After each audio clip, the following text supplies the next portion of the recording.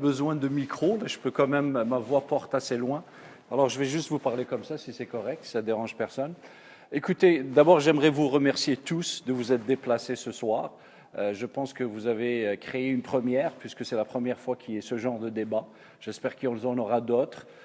Moi, je pense que c'est essentiel que des parents comme vous puissent s'impliquer dans le système de l'éducation, parce que c'est essentiellement un système qui ne va fonctionner que si les parents s'investissent, et investissent bien sûr leur énergie, leur savoir, et éventuellement leur temps pour faire du système un système de bonne qualité.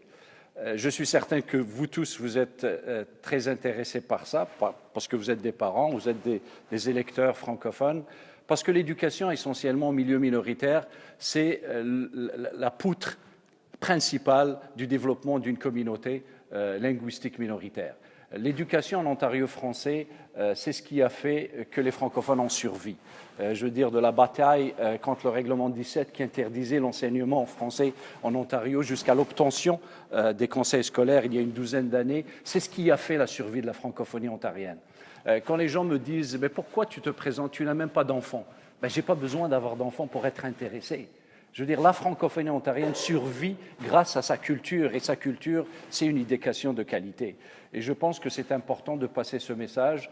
Je pense que pour être éventuellement un francophone engagé, pour être un francophone qui veut vivre dans une communauté qui est en évolution, qui accueille sa diversité, qui évolue avec le temps, on ne peut pas ne pas s'impliquer ou être intéressé à la question de l'éducation. Moi-même, même si je n'ai pas d'enfants, j'ai enseigné dans les écoles francophones à l'époque du CEFCUT, l'ancêtre du conseil scolaire actuel, avant l'obtention de la gestion scolaire. Ma sœur a étudié dans le système scolaire, mes deux nièces vont dans les écoles francophones. Mais au-delà de tout ça, j'ai décidé de me présenter comme conseiller scolaire, pas parce que la paye est faramineuse, vous le savez, que c'est du bénévolat que les gens font, mais parce que je pense que c'est important de donner à sa communauté, et je pense que j'ai le temps, justement, parce que j'ai peut-être pas d'enfants, pour m'investir, mais c'est la réalité, pour m'investir et donner mon temps.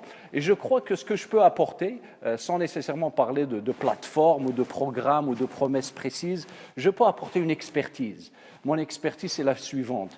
J'ai travaillé dans le milieu politique pendant des années. Je connais un peu le processus de décision politique qui va mener à l'obtention de certaines choses.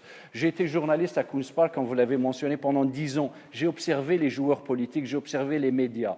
Je peux vous accompagner dans vos démarches pour que les dossiers qu'on puisse présenter au ministre de l'Éducation, pour que les dossiers qu'on va présenter à la table de ces 12 conseillers scolaires, qui chacun, il faut l'avouer, ont des intérêts différents.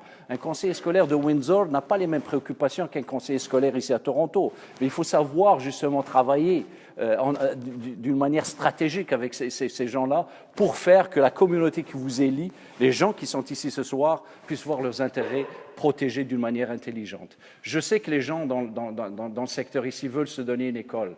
Je ne vais pas vous promettre ce soir de vous livrer une école, mais ce que je peux vous promettre clairement, c'est que je vais vous donner une expertise qui va vous permettre de développer une stratégie intelligente et d'amener un dossier à Mme Kathleen Wayne qui va être un dossier solide et bien ficelé. Je peux vous promettre qu'à la table, justement, du conseil scolaire, je ne me ferai pas, disons, museler par des administrateurs. Je pense que le rôle du conseiller scolaire, d'abord, ce n'est pas d'administrer le conseil scolaire, c'est de représenter les gens qui l'élisent.